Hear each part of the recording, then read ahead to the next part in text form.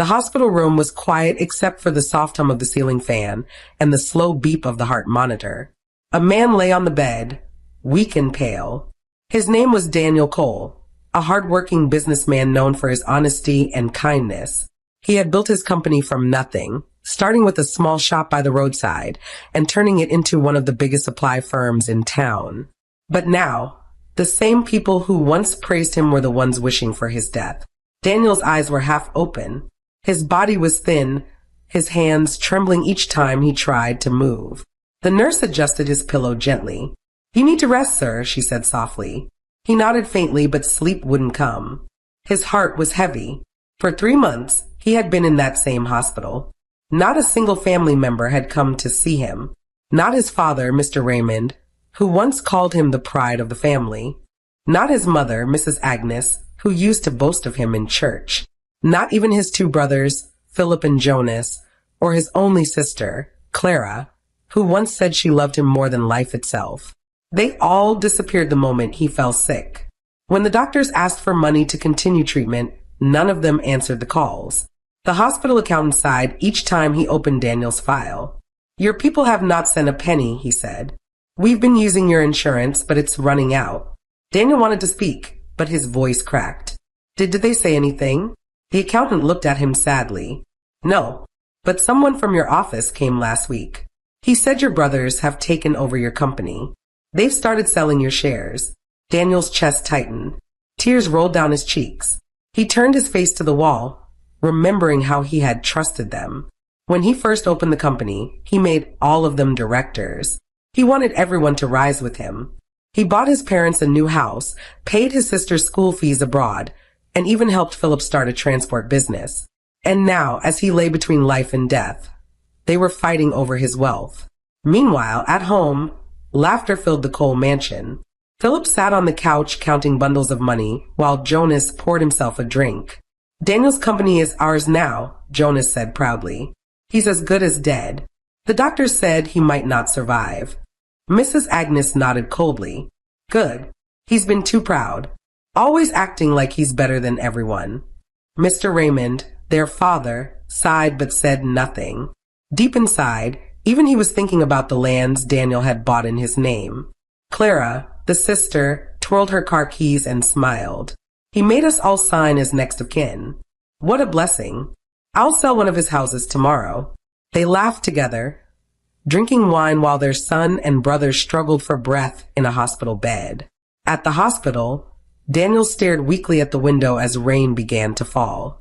"So this is how family love ends," he whispered to himself. "When you have money, they surround you. When you fall, they vanish." The nurse, Grace, stood quietly by his side.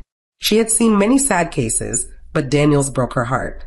"Don't cry, sir," she said softly. "God is not asleep. He will fight for you." Daniel nodded slowly. "If I live," he said in a low voice, "I will never go back to them." It was a quiet morning in the hospital.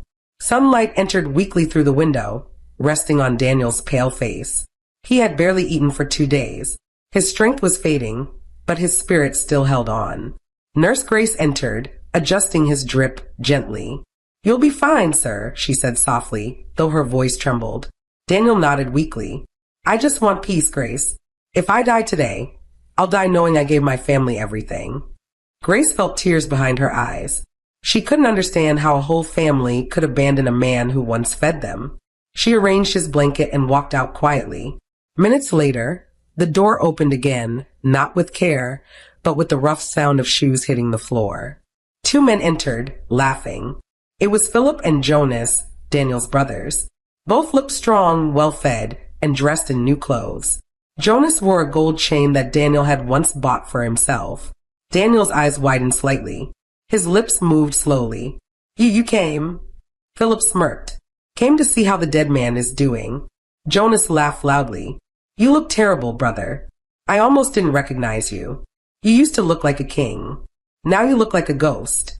Daniel's heart broke again. I thought you came to check on me," he whispered. Philip folded his hands. "Check on you? No. We just wanted to confirm if you're still breathing. You're wasting money here, you know. Why not just rest in peace and save us all the stress?" Jonas added, "Your company is doing fine now that you're gone." We sold 2 of your trucks yesterday. Got a good price too. Daniel stared at them with weak eyes. You sold my trucks? Philip shrugged. Of course. You're not using them, are you? Tears filled Daniel's eyes. His body trembled, but he could not speak again. Philip leaned closer and whispered coldly, When you die, we'll handle your burial nicely. Don't worry, you'll look rich in your coffin. Jonas burst into laughter. Yes, brother. We'll make sure your picture looks fine beside your grave. Daniel turned his face away, silent tears rolling down his cheeks. He couldn't believe his own blood could be so cruel. After a few more minutes of mockery, they stood up to leave. Don't bother calling us, Philip said. You'll be gone soon anyway. They walked out laughing, their voices echoing down the hospital corridor. But as they reached the reception, their tone changed. The young doctor on duty, Dr. Kelvin, greeted them politely. Good morning, sirs. Are you the patient's relatives? Philip smiled faintly. Yes, we are his brothers. We just came to see him. The doctor nodded. He's stable, but he still needs proper care. If he continues treatment, he may recover. Jonas's eyes narrowed. He looked at Philip. They stepped aside for a short moment. Did you hear that? Philip whispered. He may recover. Jonas frowned. We can't allow that. If he comes back, everything we've taken will be lost. They turned back to the doctor, their faces calm but their hearts wicked. Philip forced a smile. Doctor, we appreciate your care. We're worried he's suffering too much. Can't you just help him rest peacefully? The doctor blinked, confused. You mean ease his pain? Philip leaned closer. No, I mean end it. Quietly. We'll handle the bill. The doctor's eyes widened. Sir, that's not possible. That's against the law. Jonas laughed bitterly. You doctors pretend to be saints. We'll find someone who can do it. They dropped a small envelope of money on the counter and walked away, laughing like men who had just achieved victory. The nurse who overheard them stood frozen behind the door. Her hands shook as she held Daniel's file. She whispered under her breath, God, don't let this man die at their hands. Inside the ward, Daniel turned restlessly in pain, unaware that his own brothers had just asked for his death. Morning came softly, with birds singing faintly outside the hospital window. Daniel lay still on the bed, staring at the ceiling. The night had been long and painful. Every breath felt heavier than the last. He hadn't slept, not because of his sickness, but because of the words his brothers had thrown at him the day before. He kept hearing Philip's voice in his head, You'll look rich in your coffin. Each time he remembered, his heart tore a little more. Nurse Grace entered quietly with his breakfast tray. Good morning, sir, she said gently. You should try to eat something. Daniel shook his head slowly. I have no appetite. My own blood wishes me dead. What food can fill a heart like mine? Grace stood there, speechless. She had seen wicked people, but what she saw in Daniel's family broke her heart deeply. Around noon, the door opened again. Grace turned, expecting the doctor, but instead, 2 familiar faces walked in. It was Mrs. Agnes Cole, Daniel's mother, and Clara, his only sister. Both were well-dressed, wearing gold and perfume that filled the room. Daniel's eyes brightened weakly. Mother, Clara, his voice cracked with emotion. You came. But their faces told a different story. His mother's lips were tight, and Clara's eyes carried something close to disgust. Agnes walked closer, her heels clicking sharply on the hospital floor. So this is where you've been wasting all that money, she said coldly. Lying down and letting the hospital eat everything you worked for. Daniel blinked in shock. Mother, I'm sick. I didn't choose this. Clara crossed her arms and laughed. Sick? Or pretending? You always wanted people to pity you. Look at you now, the great Daniel Cole, reduced to a weak old man. Tears filled Daniel's eyes. You think I wanted this? I've done nothing but love you all. Everything I built was for this family. Agnes rolled her eyes. Don't start with that nonsense. If you truly loved us, you wouldn't have put your company in your name alone. You wanted to control everything, to make us beg you. Daniel's heart tightened. Mother, I made you all shareholders. You had equal shares. I just kept the company name for paperwork. Lies. Agnes snapped, cutting him off. You think we don't know what you did? Your father told me. You wanted to keep us under you forever. Now see where pride has brought you, to a hospital bed." Her words were sharp, cruel, and cold. Each one pierced Daniel's chest like a knife. His weak body trembled. "You are my mother," he whispered in pain. "Even if the world turns against me, I thought you never would." Clara scoffed. "Stop acting holy. You always look down on us. Now you're just a burden. The doctor said you may live, but to be honest, we're not ready for another drama." Agnes nodded slowly. "He's right. You've suffered enough. Maybe it's time you rest forever." Daniel froze. He couldn't believe what he was hearing. His own mother, the woman who gave him life, was talking about his death as if it were a favor. They stayed for a few more minutes, pretending to talk, but their tone was filled with sarcasm and hidden laughter. When they finally stood up to leave, Daniel's pillow was soaked with tears. He tried to lift his hand toward his mother, but she turned away, adjusting her bag. "Don't cry," she said coldly. "It's too late for tears." As they stepped out of the room, Nurse Grace walked in and froze at the sight of Daniel's tears. "What happened?" she asked, rushing to his side. He tried to speak, but his voice broke. "They want me dead." Outside in the corridor, Agnes and Clara met Dr. Kelvin again. Agnes smiled faintly, her voice calm but dangerous. "Doctor," she said, "we've been thinking. My son is suffering too much. Can't you give him something strong to make him sleep forever? It will be better for him." Dr. Kelvin frowned. "Ma'am, that's not possible. He's recovering." Clara leaned closer, her eyes cold. "Recovering," she whispered. "We don't want him to recover. Just do it quietly. We will pay." The doctor stepped back, shocked. "That's illegal." "I can't." Agnes interrupted, throwing an envelope on his desk. "Think about it, doctor. You can save yourself stress. No one will know." They both turned and walked away, laughing softly as if they had just completed a good deal. Inside the ward, Daniel whispered to himself, even death would be kinder than this. Night crept slowly over the hospital.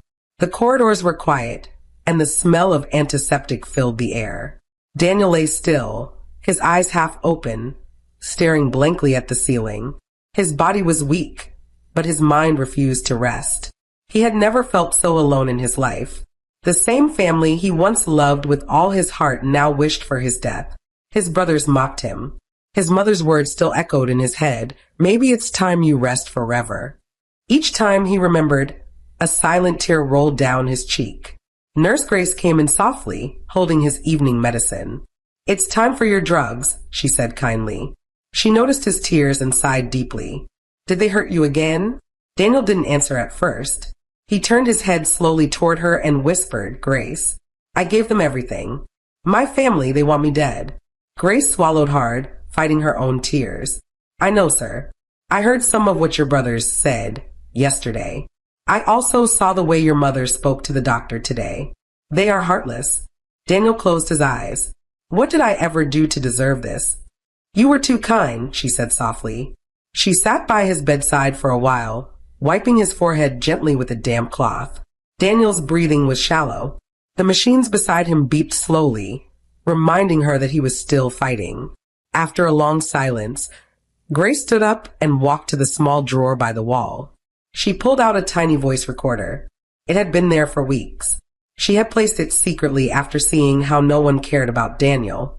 Something told her that his story would need proof one day. She pressed play, and Daniel heard it. The voices of Philip and Jonas from the day before. Philip's voice, "When you die, we'll handle your burial nicely. You'll look rich in your coffin." Jonas, "We'll make sure your picture looks fine beside your grave." Daniel's eyes widened. He could barely breathe. "Grace, you recorded them?" "Yes," she said quietly. "And there's more. The doctor on duty told me what your mother and sister asked for this morning. I've also recorded that conversation from the corridor." She showed him another clip, the voice of his mother, cold and cruel. "Agnes, doctor, can't you give him something strong to make him sleep forever?" "Clara, we don't want him to recover. Just do it quietly. We will pay." Daniel's hands trembled as tears flowed freely down his face. "My own mother," he whispered. "My own blood." Grace placed her hand gently over his. "Sir, you must stay alive. Not just for yourself, but so the truth can be told. You must not die in silence. For the first time in weeks, Daniel felt a small spark of strength inside him. He turned his face to her. "Thank you," he said weakly. "You're the only person who truly cares." Grace smiled faintly. "Don't thank me. Just promise me you'll fight." "I will try," he whispered. Outside the ward, rain began to fall, tapping gently against the window. Grace left quietly after checking his drip, leaving the recorder under his pillow. Later that night, when everyone was asleep, Daniel opened his eyes again. His body was still weak, but his mind was now alive with one clear thought: I must live. I must expose them.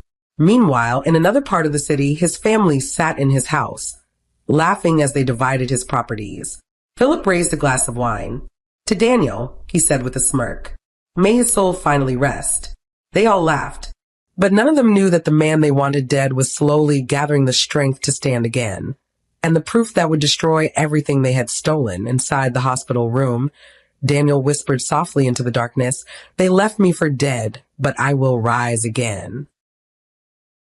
And for the first time in months, he fell asleep with a small, steady hope in his heart.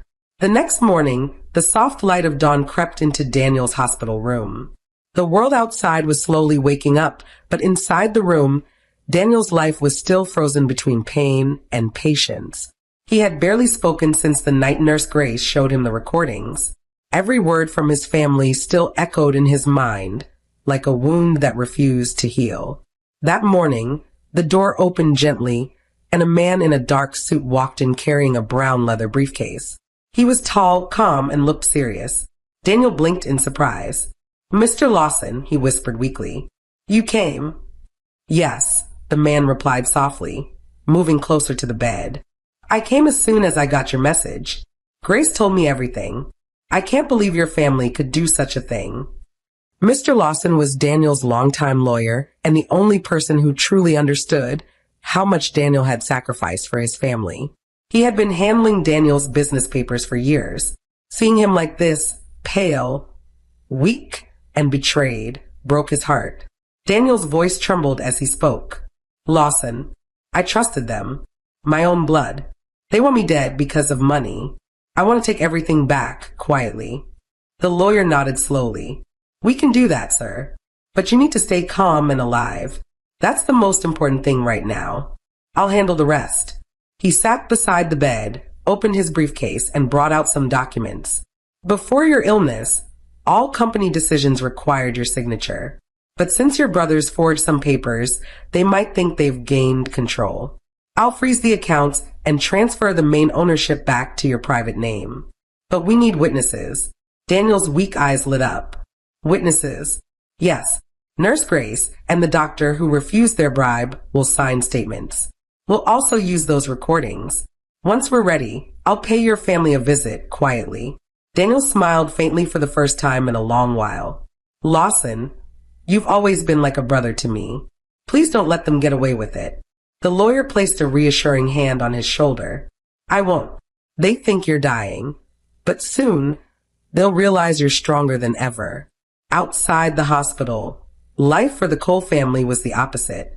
The large house Daniel built now looked like a holiday resort. Music played almost every night. Clara posted pictures online of herself on trips to Dubai and London, using the caption, "Living my best life." Philip bought new cars and started wearing suits, pretending to be the new CEO of Daniel's company. Jonas wasted money on drinks and parties. Mr. Raymond and Mrs. Agnes, proud of their false control, started attending community meetings again, boasting that their family business was booming. No one mentioned Daniel. To them, he was already gone. But inside the hospital, Daniel and Mr. Lawson were quietly rewriting the story. Every evening, the lawyer returned with new updates. He had frozen all the main company accounts and stopped several property transfers. "They'll notice soon," Lawson said one night, smiling slightly. "They'll think it's a system error. Let them. I'll be the one visiting them soon." Daniel looked weak, but there was fire in his eyes again. "Let them laugh. Their laughter will soon turn to silence." 3 days later, Mr. Lawson arrived at the family mansion. He wore his usual dark suit, calm and polite. The gatekeeper recognized him and let him in. Inside, the family was seated at the dining table, enjoying breakfast like royalty. Mrs. Agnes looked up lazily. "Oh, Daniel's lawyer. What brings you here?" "Don't tell me the hospital needs more money. We've already done enough." Lawson smiled faintly. "I'm not here for money, ma'am. I'm here with updates about Daniel." Philip laughed loudly. "Updates? You mean his funeral date? Has he finally died?" Clara burst into giggles, and even Jonas couldn't hide his smirk. Mr. Lawson's expression didn't change. "No," he said calmly. "Daniel is alive, and well enough to make some important decisions. He asked me to deliver a message to you all." Mrs. Agnes frowned. "What message?" The lawyer placed his briefcase on the table, his tone steady. "He said to tell you that the same house you're eating in, the same company you're fighting over, and the same accounts you've been spending from no longer belong to any of you." The laughter in the room faded slowly. Silence filled the air. Philip leaned forward, confused. "What are you talking about?" Lawson met his eyes calmly. "Daniel has taken everything back. Legally." The following morning was supposed to be another day of laughter in the Cole mansion. Philip had planned to go out with friends. Jonas had a meeting with some buyers for Daniel's stolen trucks, and Clara was already packing for another trip abroad. But before they could even finish breakfast, everything changed. Philip tried to withdraw money from the company account, but the screen of his phone blinked with red letters. Transaction failed. He frowned, tried again, the same message appeared. Jonas rushed to check his own account, and the result was no different. Clara opened hers too, her hand shaking. Every card, every account, every access frozen. "What's happening?" she shouted. Philip slammed his phone on the table. "This can't be. Who did this?" Their mother, Mrs. Agnes, looked confused. "Check again, maybe it's the network." But Mr. Raymond, their father, who had been quiet all along, sighed heavily. "This isn't network. This is law. Someone must have gone to court." Philip's face turned red with anger. "It's that useless lawyer. Daniel must be behind this. How can he still be breathing?" Clara hissed. "I thought you said he would not survive." Jonas stood up. "Then we'll make sure of it this time. Let's go to that hospital right now. Let's see what kind of game he's playing." Without another word, they all rushed into their cars, anger burning in their hearts. The drive to the hospital was filled with curses and threats. Agnes kept muttering, "Ungrateful child, after everything we did for him, he dares to disgrace us." When they reached the hospital, they stormed inside like wild animals. Patients and nurses turned to stare as the family shouted down the hallway.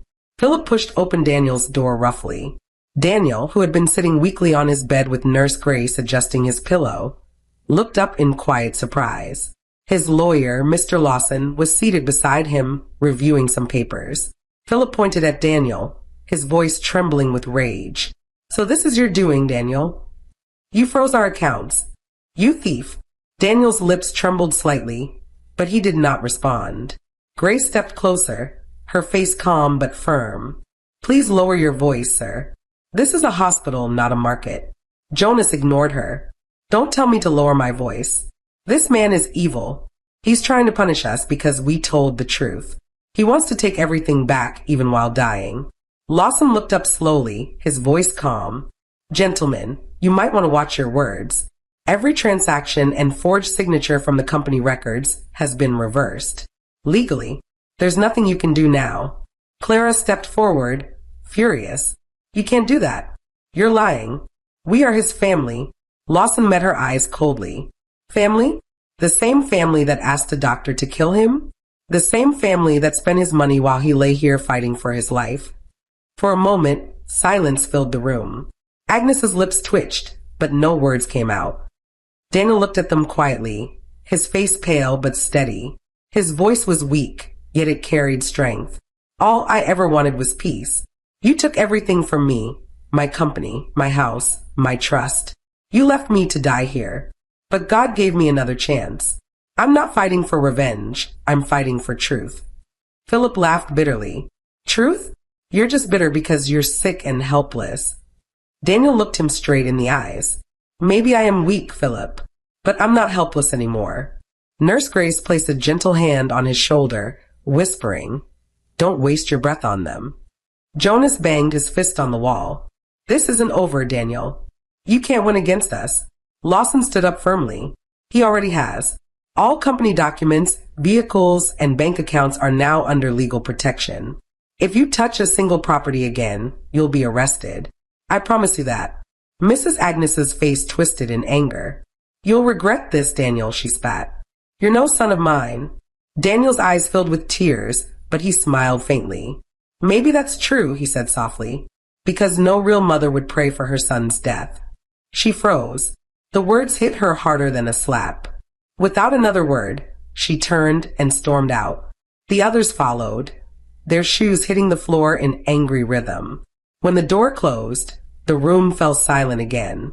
Nurse Grace sighed and looked at Daniel. You did well not to argue. They don't deserve your words. Daniel nodded slowly. I'm done crying, Grace. I just want peace now.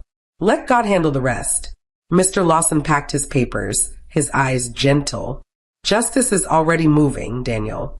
Let them rage all they want. The truth will soon stand on its own. Daniel leaned back on the pillow, exhausted but peaceful. Outside the window, the evening sun painted the sky orange.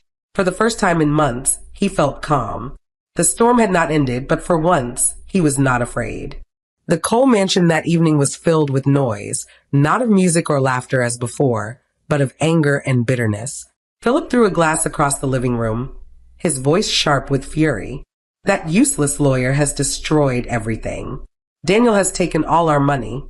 Jonas kicked a chair, pacing up and down. He was supposed to die. How is he even still alive? Clara sat on the couch, her eyes red with rage. All my trips are canceled. My cards are blocked. How am I supposed to live now? Their mother, Mrs. Agnes, stood by the window, trembling with fury. Ungrateful boy, she muttered. After all I went through for him, he turned against his own family.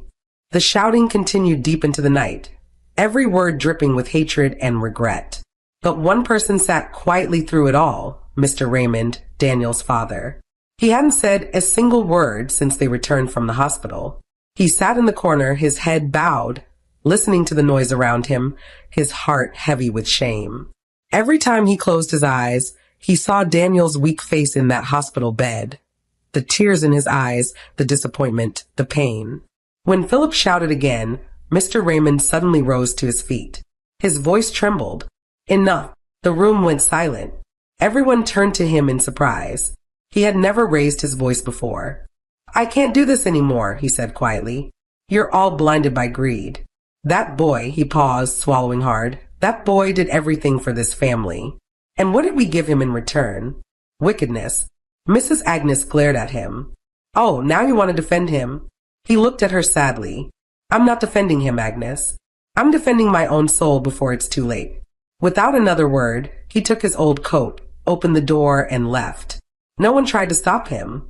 The night was cold and quiet as he walked alone down the road. His footsteps echoed faintly. For the first time in many months, tears rolled freely down his face. What kind of father am I? He whispered to himself. I let my own son suffer while I watched in silence. By the time he reached the hospital, it was past 8. The reception area was almost empty. Nurse Grace was still on duty, updating her patient files. When she saw him, she frowned in surprise. Sir, visiting hours are over. Who are you here to see? He hesitated, his voice low. Daniel Cole. I'm his father. Grace's face softened. She looked at him quietly for a moment, then nodded. He's awake. I'll let you see him, but please, don't stress him. When Mr. Raymond entered the room, Daniel was lying quietly with an oxygen tube beside him. The light was dim. He turned his head slowly toward the door, and when his eyes met his father's, his breath caught. For a moment, neither spoke. The silence was heavy. Mr. Raymond took a slow step forward, his hands trembling. He tried to speak, but his voice broke. My son, he stopped, covering his face. I don't even deserve to call you that. Daniel's voice was weak. Father. Raymond shook his head, tears streaming down. Don't call me that. I'm a failure. I stood by while they mocked you. I let your mother poison my heart with greed. I should have protected you. I should have come earlier. He fell to his knees beside the bed, his shoulders shaking as he wept. Forgive me, Daniel. Please forgive me. I was blinded by money. I forgot what love means. Daniel watched him silently. He had dreamed of this moment for months, not to hear apologies, but to see at least one soul still capable of remorse. His heart softened. He reached out his weak hand and touched his father's shoulder. Please stand up, Dad, he said softly. I forgave you a long time ago. You were silent, yes, but you were never cruel like the others. I know your heart. Mr. Raymond looked up through tears. I don't deserve your forgiveness. Daniel managed a faint smile. None of us do. But holding anger only hurts the one who carries it. Let it go. The old man cried quietly, his head bowed beside the bed. Nurse Grace watched from the doorway, wiping her eyes. It was the first time anyone had seen peace in Daniel's face. As the night deepened, Mr. Raymond sat by his son's side, holding his hand like a child. For the first time in years, he felt love without pride. Meanwhile, back at the mansion, the rest of the family sat in darkness. The power had gone out, and the house felt colder than ever. Their phones kept buzzing with alerts, bank debts, unpaid bills, and legal warnings from the company's board. Everything they stole was now turning against them. Their downfall had begun. And as Daniel slept peacefully beside his repentant father, the words of his lawyer echoed in truth. Justice will move on its own. 3 months passed. The hospital bed that once held Daniel now stood empty. He had recovered fully, though his body still bore the scars of those long, lonely nights. The day he walked out of the hospital, even the nurses clapped quietly. Nurse Grace, smiling through tears, said, "You made it, sir. God truly fought for you." Daniel smiled faintly. "Yes, Grace, God and you." Outside, his car waited, the same one his brothers had tried to sell. Mr. Lawson, his lawyer, stood by the door with Mr. Raymond beside him. They all drove home together, the air silent, each man lost in thought. When they reached the Cole mansion, Daniel stopped for a moment before stepping out. The tall gate still shone, but the peace inside was long gone. As soon as the family heard the sound of his car, they rushed out, his mother Agnes with her head high, Philip and Jonas behind her, and Clara clutching her phone. The shock on their faces was clear. None of them believed Daniel would ever return. Agnes gasped first. You're alive?" Daniel looked at her quietly. "Yes, Mother. I'm alive. Did that disappoint you?" Her face stiffened. "Don't talk to me like that." He walked past her without answering, entering the house slowly. Everything was as he left it, except for the emptiness he now felt inside. The living room, once filled with love, now smelled of deceit. Philip shouted behind him, "What gives you the right to come back here after freezing our accounts?" Daniel turned slowly, his voice calm but firm. "This is my house. My sweat built these walls. My hands paid for every stone. And you, all of you, turned your backs on me when I needed you most. You wished me dead. You mocked me. You even tried to end my life through the doctor." Jonas scoffed. "So what? You think because you're alive now, you can order us around?" Daniel looked straight into his eyes. "No, but I can tell you one thing. You will no longer live off me." Clara's voice trembled with pride. "We don't need you. We can survive without you." Daniel smiled faintly. "Then go ahead and prove it." He called the guards. "Pack their things," he said quietly. "Everything that belongs to them. Clothes, shoes, bags. Take it to the small house I built for them years ago. That's where they'll stay from now on." Agnes's eyes widened. "You're chasing your own mother out?" Daniel looked at her sadly. "You stopped being a mother the day you asked a doctor to kill your son." For the first time, silence filled the compound. Even Philip and Jonas looked down, unable to meet his eyes. Mr. Raymond, who had been standing quietly beside Daniel, tried to speak. "Son, maybe you should let them stay for now." Daniel turned to him gently. "No, Father. You're not leaving. You're staying with me. I know what they'll do to you if you go with them." Tears filled the old man's eyes. "Thank you, Daniel." Agnes hissed. "You think we care? We don't need your pity." But everyone could hear the bitterness in her voice. Pride sat heavy in all of them. None could bring themselves to say sorry. The guards carried their bags out. Clara muttered angrily under her breath, while Jonas cursed quietly. Philip glared at Daniel one last time. "You'll regret this," he said. Daniel looked at him calmly. The only thing I regret is ever trusting you. They walked out slowly, their heads still high though their hearts were heavy. Agnes turned at the gate, her eyes cold. One day you'll need us and we'll laugh at you. Daniel didn't reply. He simply closed the gate and turned away. That night, the house was quiet, peaceful for the first time in years. Mr. Raymond sat with Daniel on the balcony. The old man's hands shook slightly as he spoke. You did what you had to do. They'll understand one day. Daniel nodded slowly. Maybe they will. But I'm done living in pain. I just want peace now. Later, as he walked through the mansion, he stopped for a moment and whispered, "Thank you, Lord. You took everything that was meant for my harm and turned it into strength." Meanwhile, in the small house across town, the others sat in darkness. No music, no servants, no luxury, only silence and regret. Their pride wouldn't let them beg, but deep inside, they knew they had lost the one person who ever truly loved them.